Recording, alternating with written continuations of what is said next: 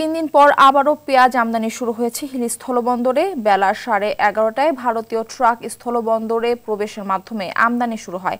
এর আগে ভারতের অভ্যন্তরে স্লট বুকিং বন্ধ থাকায় গত 2 দিন পেঁয়াজ এবং আলু আমদানি বন্ধ ছিল। ফলে ভারতীয় পেঁয়াজ কেজি প্রতি 5 টাকা বেড়ে 80 টাকা এবং ভারতীয় আলু কেজি প্রতি 12 টাকা বেড়ে 75 টাকা কেজি দরে বিক্রি হচ্ছে।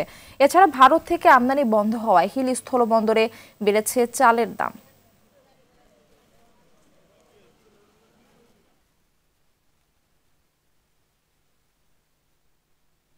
দর্শক, এই বিষয়ে বিস্তারিত জানাতে হিল স্থলবন্দর থেকে সরাসরি যুক্ত হচ্ছেন সহকর্মী আব্দুল আজিজ। আজিজ, স্থলবন্দর দিয়ে আলু পেঁয়াজ আমদানি কখন নাগাদ শুরু হচ্ছে এবং কত ট্রাক পেঁয়াজ বন্দর দিয়ে প্রবেশ করবে জানাবেন। যে মারফি, আপনি যেমনটি বলছিলেন, আমি এখন দাঁড়িয়ে আছি হিলি স্থল বন্দরের একেবারে জিরো পয়েন্টে, অর্থাৎ আমার পিছনে কিন্তু এটি হচ্ছে ভারত, আর আমি ভারতের একেবারে সীমান্তে কিন্তু দাঁড়িয়ে আছি। তবে কিছুক্ষণ আগে আমরা দেখেছি যে এখন পর্যন্ত প্রায় 5টি ট্রাকে পেঁয়াজ বোঝাই ট্রাক কিন্তু হিলি স্থল বন্দর দিয়ে বাংলাদেশের মধ্যে প্রবেশ করেছে।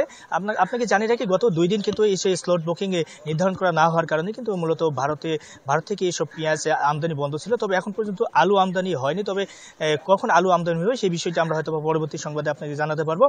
তবে ইতিমধ্যে 3 দিন পেঁয়াজ আমদানি না হওয়ার কারণে কিন্তু ইতিমধ্যে খোলা বাজারে কিন্তু দামটি অনেকটা বৃদ্ধি পেয়েছে, সেই সঙ্গে আলুর দামটি কিন্তু বৃদ্ধি পেয়েছে।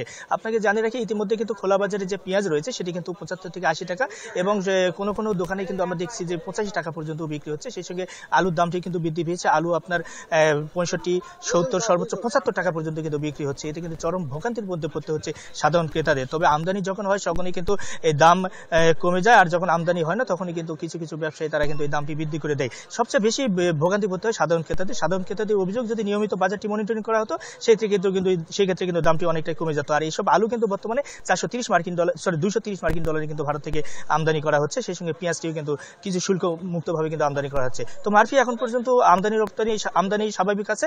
হয়তোবা আজকে আমদানি হলে আমরা পরবর্তীতে দামের বিষয়টি আপনাকে জানাতে পারবো। তো এই ছিল আমার কাছে দিনাজপুরের হিলি স্থল বন্দর থেকে পেঁয়াজ এবং অন্যান্য পণ্য আমদানির বিষয় নিয়ে সর্বশেষ পরিস্থিতি। ধন্যবাদ আপনাকে।